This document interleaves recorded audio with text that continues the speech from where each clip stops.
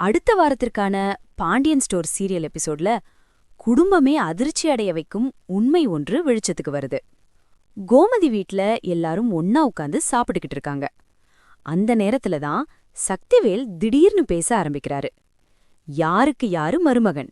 இவனெல்லாம் எனக்கு மருமகன் இல்ல. ராஜி வீட்டுக்கு தெரியாம ஓடி வந்தா உன் மகன் கதிர் என்ன பண்ணிருக்கணும்? வீட்ல கொண்டு வந்து விட்டிருக்கணுமா இல்லையா அப்படின்னு எல்லார் முன்னாடியும் சத்தம் போடுறாரு.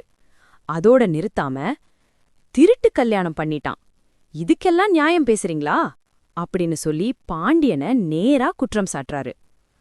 உன் தங்கச்சிய இழுத்துட்டு போனதுக்கு நகை சொத்து எதுவும் கிடைக்கலன்னு இப்போ அண்ணன் மகளை இழுத்துட்டு வர சொன்னியா அப்படின்னு சக்திவேல் கேக்குறதும் பாண்டியன் கோபத்துல எழுந்து அந்த பக்கம் போறாரு.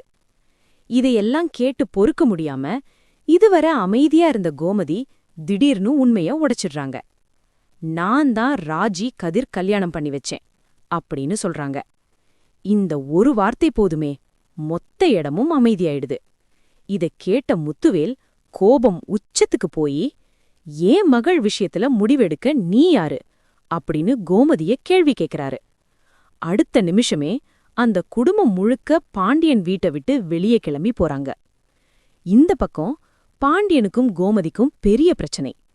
ஏன் இவ்வளவு நாள் உண்மைய சொல்லல அப்படின்னு பாண்டியன் கேக்குறதும் கோமதி மௌனமா நிக்கிறாங்க. உண்மை வெளிய வந்துடுச்சு, ஆனா அதோட சேர்ந்து குடும்பத்துக்குள்ள இருந்த அமைதியும் சிதறி போயிடுச்சு. இனி ராஜி கதிர் வாழ்க்கை என்ன ஆகப் போகுது? பாண்டியன் கோமதி உறவு எப்படி போகும்? இதெல்லாம் அடுத்த எபிசோட்ல தான் தெரிய வரும்.